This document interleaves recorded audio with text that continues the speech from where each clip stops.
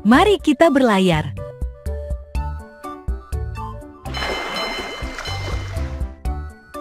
Tahukah Anda tujuan awal kedatangan bangsa Eropa ke Indonesia? Ya, awalnya tujuan kedatangan bangsa Eropa tersebut hanya sekedar berdagang dan mencari rempah-rempah. Namun tujuan berdagang dan mencari rempah-rempah berubah menjadi keinginan menguasai dan memonopoli seluruh perdagangan yang ada di Indonesia. Untuk lebih memahami sejarah kedatangan bangsa Eropa ke Indonesia, mari kita lihat jalur pelayaran bangsa Eropa hingga sampai ke Indonesia. Silahkan pilih nama negara di bawah ini ya. Mari kita berlayar.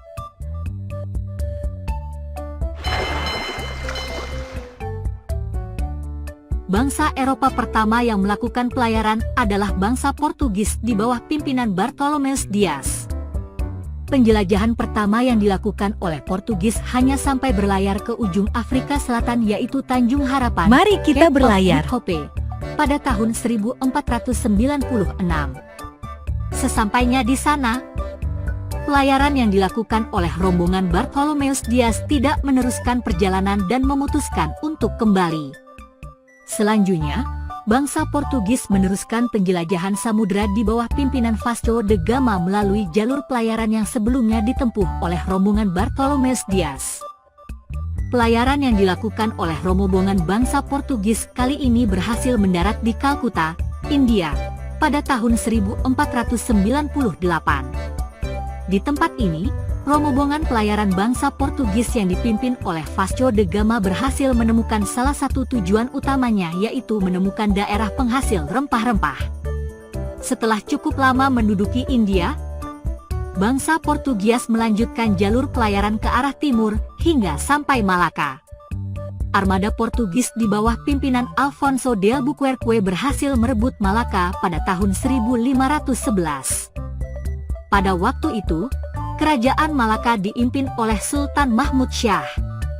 Selanjutnya, bangsa Portugis terus meneruskan penjelajahannya ke arah timur dengan tujuan mendapatkan sendiri pusat rempah-rempah yang ada di Kepulauan Maluku. Pelayaran dari Malaka ke Maluku dipimpin oleh Antonio de Abreu dan Francisco Serrao pada tahun 1512. Wilayah Maluku pada waktu itu disebut-sebut sebagai asal mula rempah-rempah.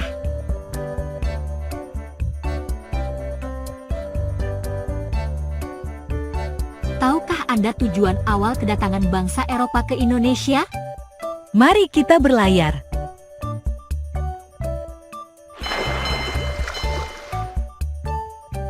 Jalur pelayaran bangsa Eropa berikutnya adalah jalur yang dilalui bangsa Spanyol. Spanyol memiliki jalur pelayaran bangsa Eropa yang berbeda dengan Portugis karena Spanyol mendapat hak eksklusif menguasai kawasan bagian barat. Sedangkan Portugis mendapatkan hak menguasai kawasan bagian timur, sebagaimana kesepakatan dalam perjanjian Tordesillas. Pelayaran oleh Spanyol dipelopori oleh Christopher Columbus, namun rombongan ini tidak sampai ke Indonesia. Rombongan Christopher Columbus hanya berhasil sampai di Haiti, Mari kita berlayar. Kepulauan Karibia. Pelayaran yang dilakukan oleh Christopher Columbus menghasilkan pengetahuan akan benua baru yang sekarang dikenal dengan benua Amerika. Sehingga, Christopher Columbus sering disebut-sebut sebagai penemu benua Amerika. Pelayaran bangsa Spanyol berhasil sampai ke Indonesia melalui jalur barat di bawah pimpinan Ferdinand Magellan dan Sebastian de Elcano, di mana Ferdinand Magellan melakukan pelayaran dari Spanyol menuju barat melalui Samudra Atlantik dan sampai pada sebuah selat Magellan. Setelah melewati Samudra Pasifik, rombongan ini berhasil mencapai Kepulauan Masava, Filipina. Sayangnya, Ferdinand Magellan tewas di Filipina dan pelayaran dilanjutkan oleh Juan Sebastian Elcano.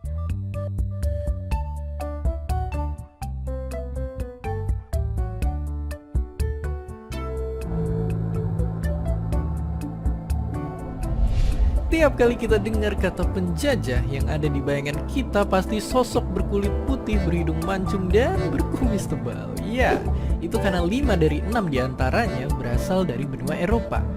Tapi pertanyaannya, kenapa kebanyakan bangsa Eropa lah yang nyatanya bukan cuma menjajah kita tapi bahkan hampir seluruh dunia? Dan kenapa bukan kita yang menjajah?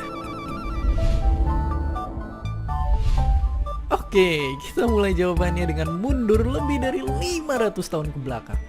Jadi ceritanya semua hidup tenang.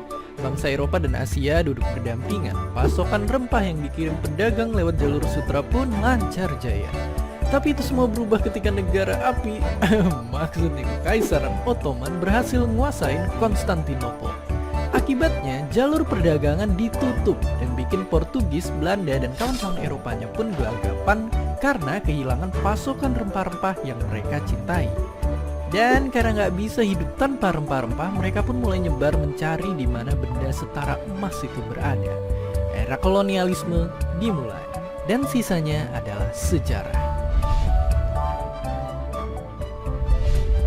Tapi itu nggak menjawab pertanyaan, kenapa bangsa Eropa, kenapa bukan bangsa lainnya? Dan bukan cuma ngejajah Nusantara, tapi mereka juga pernah nguasain hampir satu dunia. Lihat aja dari ratusan negara di dunia, cuma ada 5 negara yang nggak pernah didudukin, dikuasain atau dipengaruhin sama orang benua biru. Gila banget. Nah, kalau disimpulin, ternyata dari banyak faktor lainnya bisa dibilang ada satu dugaan penyebab besarnya, yaitu adalah faktor geografis. Ya, menurut orang ini, dataran Eropa bisa dibilang jadi tanah yang beruntung berkat sumber pertanian dan peternakan yang melimpah, yang bikin mereka beralih dari zaman berburu dan meramu menjadi bercocok tanam dan beternak. Nggak cuma itu, di Eropa tekanan kompetisi politik di sana itu kuat banget. Eropa selalu penuh dengan persaingan-persaingan sengit kerajaan dan penguasa. Itu yang bikin teknologi persenjataan berkembang lebih pesat hingga akhirnya mendominasi dengan mesiu. Dari sana juga mereka bisa berlayar ribuan kilometer jauhnya ke berbagai penjuru dunia untuk berdagang lalu menguasai peradaban lainnya. Oke, kalau disimpulin nggak kayak Indonesia yang relatif lebih adem ayem, kondisi geografis dan kompetisi politik orang Eropa bikin mereka berkembang, menjelajah, dan pada akhirnya menjajah. Sekarang, nguasain wilayah negara lain memang udah gak zaman, tapi yang jelas meski udah bukan zaman kolonial, berjuang itu mesti tetap dilakuin agar kita gak jadi bangsa yang tertinggal. Agar kita bisa jadi pahlawan untuk bangsa sendiri. Selamat Hari Pahlawan. Dan seperti biasa, terima kasih.